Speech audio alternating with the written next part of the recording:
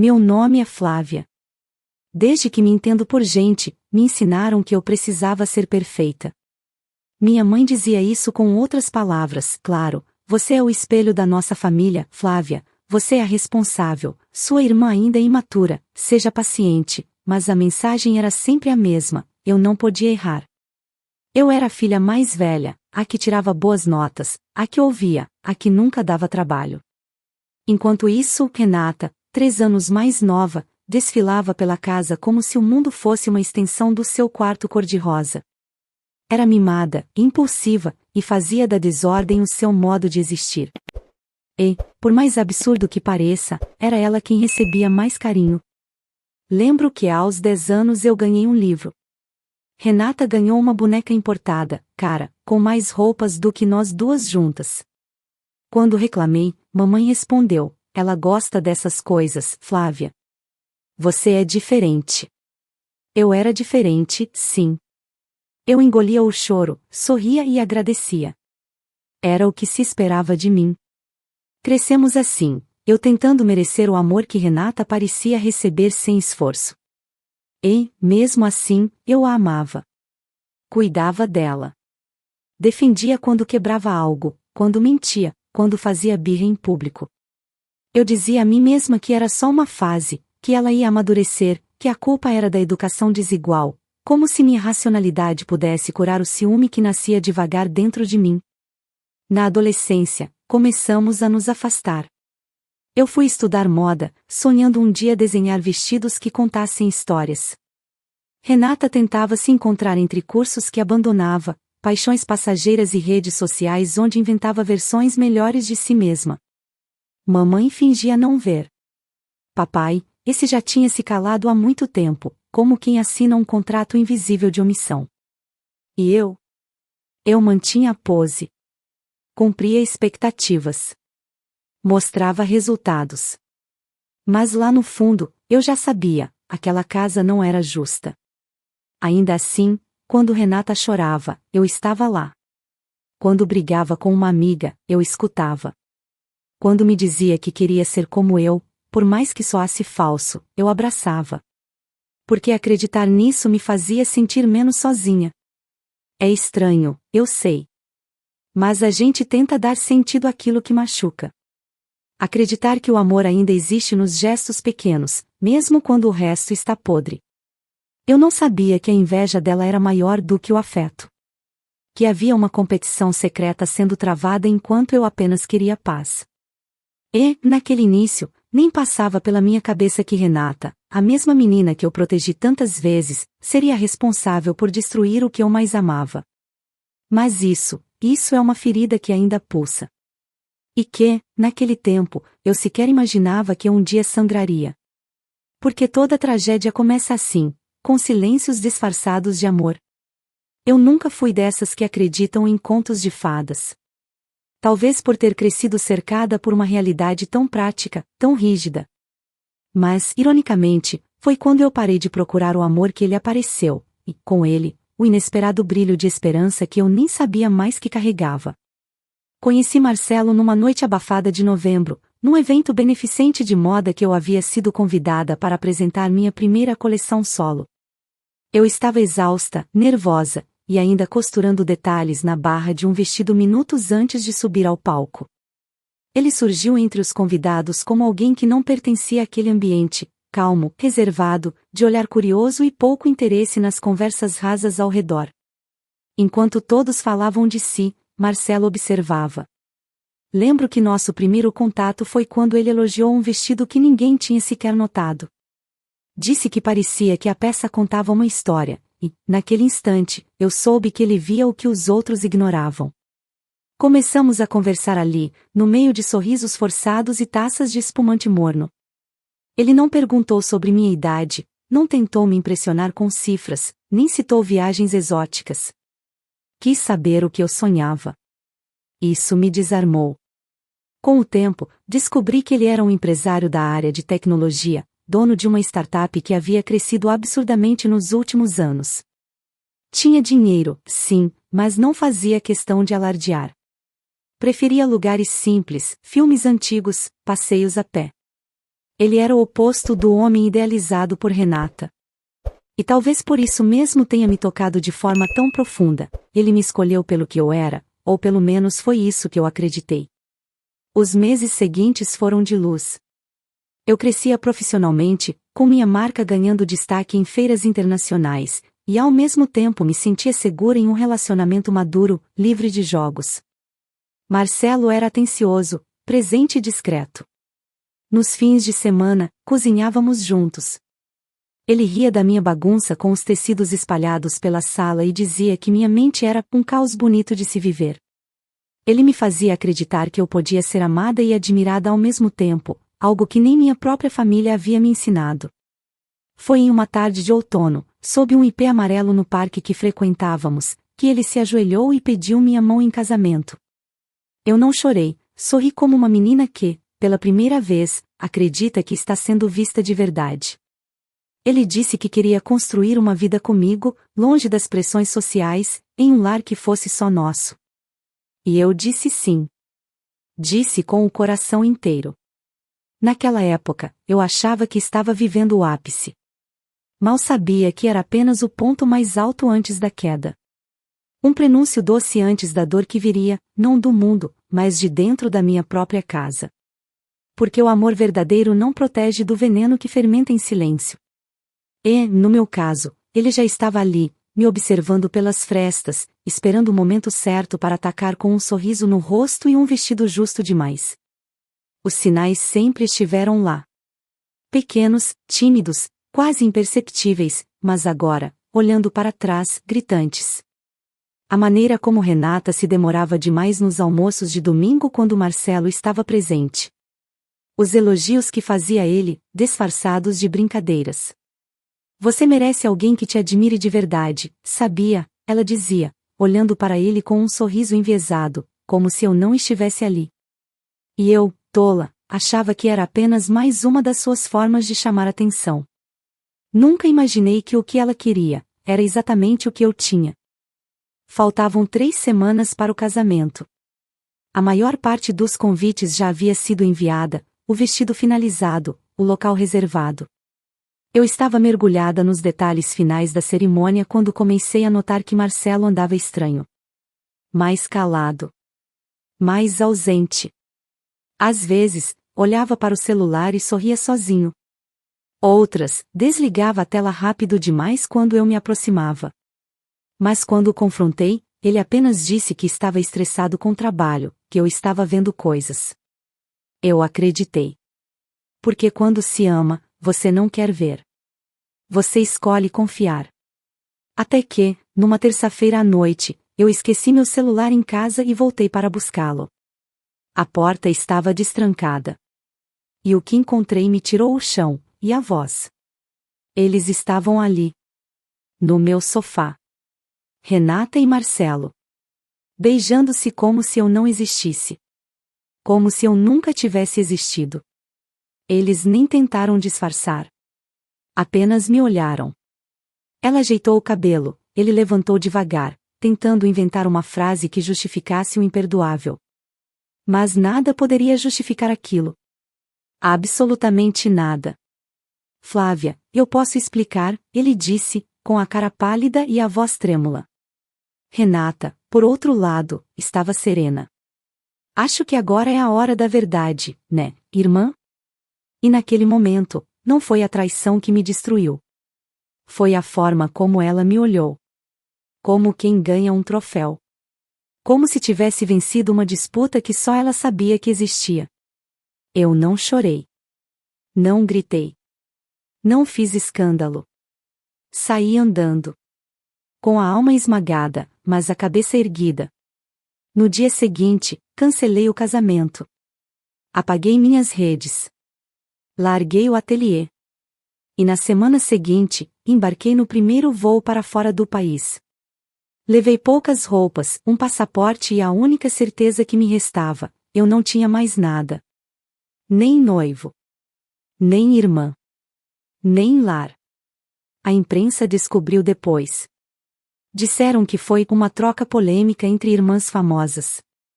Comentaram que Renata era ousada e Marcelo, um homem confuso entre duas mulheres incríveis.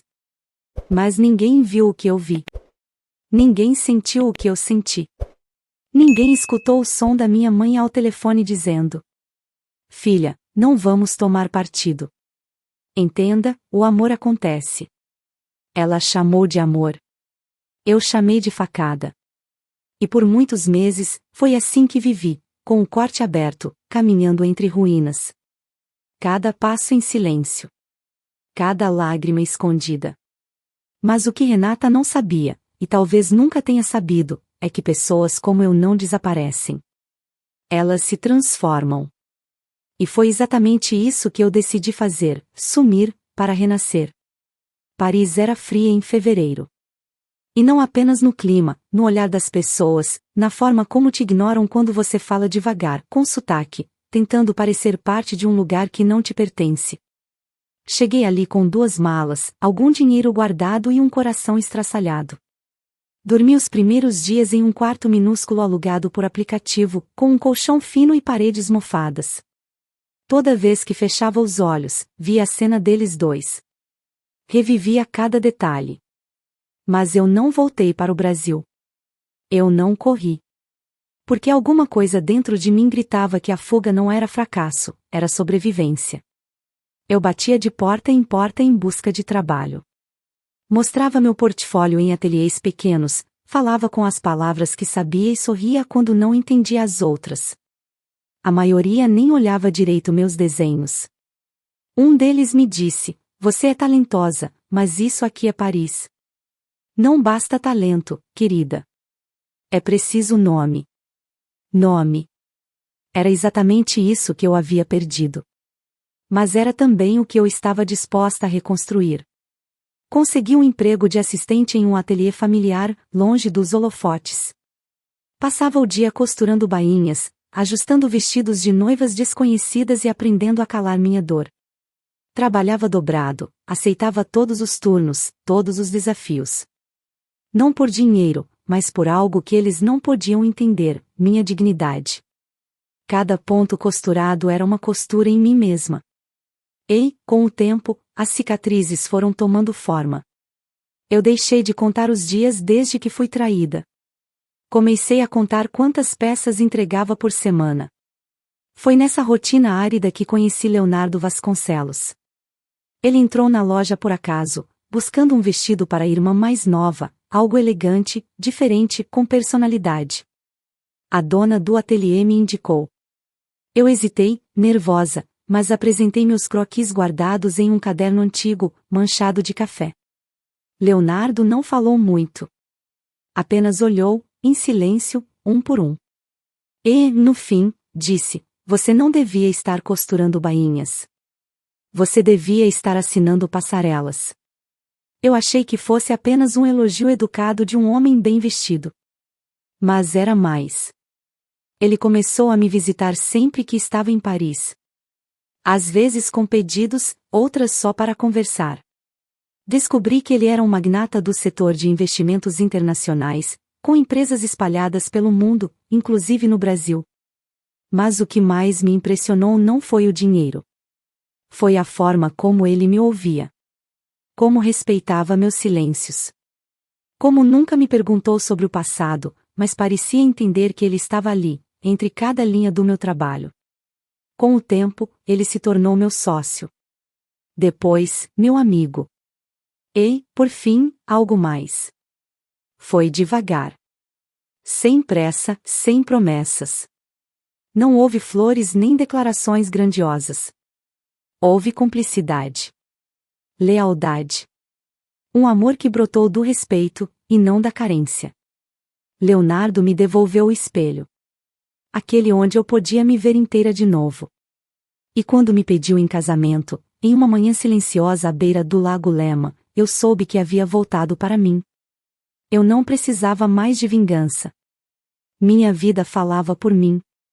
E, mesmo que Renata jamais soubesse disso, a mulher que ela tentou destruir, havia renascido mais forte do que nunca. O Brasil cheirava a lembranças. O ar era pesado como se carregasse cada palavra não dita, cada mágoa engolida, cada gesto que eu fingi não ver. Fazia 6 anos que eu não pisava naquele solo, e ainda assim, ao descer do avião, parecia que o chão sabia quem eu era, e o que eu havia suportado. Minha mãe havia morrido. Uma parada cardíaca repentina, disseram. E, por mais que a ferida entre nós jamais tivesse cicatrizado, eu senti. Lá no fundo. Uma pontada crua de quem perdeu mais uma chance de ser ouvida. Voltar para o velório foi como entrar em um cenário que já não me pertencia. A casa da família, aquele casarão antigo de janelas altas e móveis empoeirados de tradição, parecia ainda mais silenciosa do que eu lembrava. Os rostos eram os mesmos, mas os olhares, não. Muitos fingiram surpresa ao me ver. Outros abaixaram os olhos. E alguns, claro, cochicharam como se eu fosse um fantasma voltando para assombrar os vivos. Mas eu estava ali por um único motivo, me despedir. Não de minha mãe, mas da Flávia que um dia permitiu ser esmagada. Entrei vestindo um conjunto preto de alfaiataria, discreto, elegante, sem logotipo nem ostentação. O cabelo preso, maquiagem leve. Leonardo não veio comigo. Ele entenderá, como sempre entendia, que aquela era uma batalha que eu precisava enfrentar sozinha. Quando atravessei o corredor até o salão principal, senti a presença dos olhares queimando em mim, mas mantive a cabeça erguida. Cada passo era como uma declaração, eu voltei. Inteira. Vi o corpo da minha mãe no caixão aberto. Um semblante sereno, distante. Por um instante, quis acreditar que ela teria orgulho de mim. Mas não havia mais como saber. Fiz minha oração silenciosa, toquei sua mão fria com a ponta dos dedos, e então me afastei. Foi quando a porta de entrada se abriu de novo, e eu soube. Soube antes mesmo de olhar. Renata. Ela entrou como se estivesse chegando em um desfile. Vestido justo demais para a ocasião, salto altíssimo, maquiagem impecável, e um brilho nos olhos que não combinava com o luto. Ao seu lado, como uma extensão do prêmio que ela sempre quis exibir, estava Marcelo. Sim, ele. O homem que um dia disse que me amava. De braços dados com a minha irmã. Como se o tempo não tivesse feito seu trabalho de curar ou punir. Ela me viu. E sorriu. Coitada de você, ela disse, numa voz suave, como se fosse consolar. Ainda sozinha aos 38 anos. Eu tenho o homem, o dinheiro e a mansão. Mas claro, você sempre preferiu se fazer de mártir, né? Eu sorri também. Mas o meu sorriso era outro. Era de quem finalmente compreendeu o jogo, e percebeu que já não jogava no mesmo tabuleiro. Você já conheceu meu marido? Perguntei, com a calma de quem segura uma carta final entre os dedos. A sala silenciou. Ela arqueou uma sobrancelha. Marcelo franziu o senho. Os cochichos pararam. Todos viraram os olhos para mim. E então, eu disse o nome dele. Leonardo. A porta se abriu uma última vez. E Renata empalideceu. Foi como se o tempo congelasse no exato momento em que Leonardo entrou. Os saltos do velório cessaram, o som das respirações ficou suspenso, e os olhos, todos eles, viraram para o homem de terno sob medida, postura impecável e uma serenidade que preenchia o espaço como perfume raro. Leonardo Vasconcelos era discreto, mas impossível de ignorar. Seu nome carregava peso. Poder. E, ao contrário de muitos, ele não precisava levantar a voz para ser ouvido. Renata travou. Literalmente. A mulher que sempre teve respostas afiadas e sorrisos venenosos, dessa vez, não conseguiu esconder o choque. Seus olhos se arregalaram, como se estivessem diante de um espelho que finalmente refletia a verdade que ela sempre tentou negar, que eu venci. Sem alarde, sem vingança, sem gritar. Eu venci no silêncio. No tempo certo. Na elegância que ela nunca conseguiu alcançar. Leonardo veio até mim, me deu um beijo suave na testa, um gesto simples, mas devastador, e depois estendeu a mão para Renata. Prazer. Leonardo Vasconcelos, marido da Flávia. A mão dela ficou suspensa por um segundo a mais do que deveria. E quando finalmente se aproximou da dele, tremia. Marcelo, ao lado dela, parecia ter engolido cacos de vidro. Seus olhos fugiam dos meus como se não suportassem o reflexo do que ele perdeu. Os convidados começaram a cochichar. Alguns sabiam quem Leonardo era. Outros, ao ouvirem o sobrenome, buscaram no celular discretamente. Os olhares mudaram. De curiosidade, passaram a respeito. E de respeito, para uma admiração embaraçada. Pela primeira vez na vida, eu não era apenas a irmã certinha. Eu era a mulher ao lado do homem que controlava os bastidores do mundo que eles fingiam entender. Renata tentou reagir. Forçou um riso. Nossa, que surpresa! Você se superou mesmo, Flávia. Na verdade. Respondi, sem perder a compostura. Eu só fui até onde ninguém quis olhar. Enquanto você brilhava no palco, eu construía os bastidores. Ah, claro. Agora você é a discreta milionária da alta sociedade europeia? Não. Agora eu sou apenas alguém que escolheu paz. E acertou. Aquela última frase a atingiu como uma lâmina fria. Porque Renata sempre esperou que eu voltasse cheia de rancor, pronta para gritar, expor, brigar. Mas eu não vim buscar justiça. Vim mostrar que ela já tinha sido feita, e que a vida, quando a gente não atrapalha, sabe devolver tudo com perfeição. Ao final da cerimônia, muitos vieram me abraçar. Outros me pediram desculpas, envergonhados por acreditarem em versões distorcidas da minha história. Renata? Saiu antes do sepultamento. Marcelo foi atrás, murmurando algo entre dentes cerrados. Leonardo e eu saímos por último. Como quem fecha um ciclo, sem precisar de aplausos. E enquanto caminhava pelo corredor da casa onde cresci, percebi, aquele não era um retorno. Era um renascimento. O dia em que deixei de ser a irmã traída, para ser, finalmente, apenas eu. 2 semanas após o funeral, as consequências começaram a bater à porta, mas não na minha. O que Renata e Marcelo não sabiam, e talvez jamais imaginassem, era que a vida não se resume ao que se mostra em festas, redes sociais ou joias cintilantes. Enquanto eles se ocupavam em parecer felizes, eu me ocupava em construir algo sólido. Algo que ninguém poderia roubar. Nem com charme. Nem com mentiras. Foi Leonardo quem me contou primeiro, com aquele tom tranquilo que ele usa até quando está derrubando impérios. Estávamos em nosso apartamento em Genebra, uma vista serena do lago refletindo a luz do entardecer. Ele se aproximou de mim com uma taça de vinho e disse, quase casualmente: Preciso te contar algo. Marcelo está prestes a ser desligado da própria empresa. Eu me virei, surpresa. Como assim? Descobri irregularidades nos contratos dele com investidores menores. Nada catastrófico, mas o suficiente para minar a credibilidade. E o curioso é que a maioria dessas negociações usava o nome de Renata como intermediária. Silêncio. Eles usaram o nome dela para transações? Perguntei, já conhecendo a resposta. Leonardo assentiu. Ela não deve nem saber. Marcelo agiu por trás. Mas agora tudo está vindo à tona. E não vai demorar para que ela entenda que o que ela achava que era poder, sempre foi só fachada. E foi aí que percebi a ironia. Durante anos eu havia me culpado, me questionado, me diminuído. Por amor, por confiança, por acreditar em laços de sangue. E agora, sem que eu tivesse movido um dedo, o castelo de cartas dela desmoronava sozinho. Marcelo havia escolhido Renata da mesma forma que escolheu me abandonar, por conveniência. Mas ele nunca teve raízes. Só ambição. Nos dias seguintes, a queda foi sutil, mas nítida.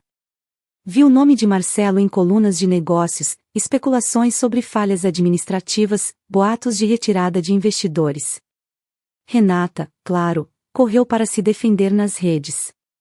Gravou vídeo sorrindo, mostrando cafés caros, afirmando que a vida estava perfeita. Mas os olhos não mentem. Nos olhos dela, havia desespero. Pânico de perder o palco. Medo de ser esquecida. Recebi uma mensagem dela. Curta. Podemos conversar? Não respondi. Porque o que havia para dizer? Eu nunca desejei sua ruína. Não desejei que ela fosse traída, enganada, exposta. Tudo o que eu queria, lá atrás, era respeito. Amor. Irmandade. Mas ela preferiu vencer a qualquer custo, sem perceber que a vida cobra. Sempre cobra. E às vezes, cobra com juros de silêncio. Leonardo e eu seguimos com nossos projetos. Investimos em jovens estilistas. Criamos bolsas de estudo para mulheres que queriam empreender. Tudo longe dos holofotes. Tudo com propósito. Porque vencer, para mim, nunca foi sobre status. Foi sobre me olhar no espelho e gostar do que via. Sobre saber que eu reconstruí tudo, sem pisar em ninguém. Renata queria palco. Eu escolhi bastidores. E, no fim, foi ali que a história se transformou. Acordei com o som da chuva fina batendo na vidraça. Genebra amanhecia em tons suaves, e aquele céu cinzento trazia uma paz estranha, como se o universo inteiro estivesse respirando devagar comigo. Leonardo ainda dormia, virado para o lado esquerdo, como sempre. O café já estava passado na cozinha, e minha rotina silenciosa começava com a tranquilidade que levei anos para conquistar. Enquanto cortava algumas frutas para o café da manhã, pensei em como tudo mudou, e em como nada daquilo foi planejado. Não houve um plano de vingança, nem uma intenção de voltar triunfante. Eu apenas sobrevivi. E ao sobreviver com dignidade, sem me rebaixar, venci de um jeito que ninguém pôde prever. Renata, por outro lado, perdeu o brilho, e isso, para ela, foi mais devastador que qualquer perda material. Sem Marcelo, que desapareceu logo depois da desgraça empresarial vir à tona, ela tentou manter as aparências. Gravou vídeos alegando liberdade, inventou um novo namorado fictício, e até tentou vender cursos sobre como se tornar uma mulher poderosa. Mas o público percebeu. As curtidas diminuíram, os seguidores desapareceram, e até os convites para eventos minguaram. Numa última tentativa desesperada, ela tentou vender a mansão em que vivia, a mesma onde um dia me olhou com desprezo e disse que tinha o homem, o dinheiro e o poder. Ninguém quis comprar. Ela acabou se mudando para um apartamento alugado, em um bairro onde não há paparazzi, nem vizinhos interessados em saber quem ela é. Dizem que tenta trabalhar com eventos, mas sem muito sucesso. Eu nunca fui atrás. Nunca precisei. Marcelo reapareceu meses depois, envolvido em uma investigação sobre desvio de recursos. Vi uma manchete: esse empresário de tecnologia é acusado de fraude e ocultação de patrimônio. A foto dele era outra. O olhar cansado, o cabelo ralo, o terno desalinhado. Tive pena, por um segundo. E então deixei pra lá. Ele fez suas escolhas. E agora colhia seus frutos amargos. Minha mãe, mesmo em sua ausência, também deixou rastros. Descobri, após sua morte, cartas que ela nunca me enviou. Estavam escondidas no fundo de uma gaveta, entre roupas que ainda cheiravam a naftalina e velhas joias de família. Em uma delas, ela escreveu: Flávia, talvez um dia você entenda que eu não soube amar você da maneira que merecia. Eu exigi tanto de você porque via em você tudo o que eu mesma nunca tive coragem de ser. Chorei lendo aquilo. Não de dor, mas de alívio. Era tarde demais para reconciliações, mas não para perdão. E ali, sozinha no antigo quarto onde um dia sonhei com um vestido branco, eu decidi deixar o passado onde ele pertencia. Fechei a gaveta. E junto com ela, uma fase da minha vida. Hoje, eu dirijo minha própria marca, em parceria com jovens que, assim como eu, começaram com nada além de um sonho. Leonardo e eu vivemos uma rotina simples, longe de holofotes, mas cercada de amor e admiração mútua. Às vezes viajamos. Outras vezes apenas lemos, lado a lado, em silêncio. E isso me basta. A história que começou com traição não termina com vingança, termina com transformação. E, se hoje eu posso olhar para tudo o que vivi sem amargura, é porque entendi que a verdadeira vitória não está em devolver a dor, mas em não precisar mais dela. Não sou mais a irmã traída. Nem a mulher abandonada. Sou Flávia. Inteira.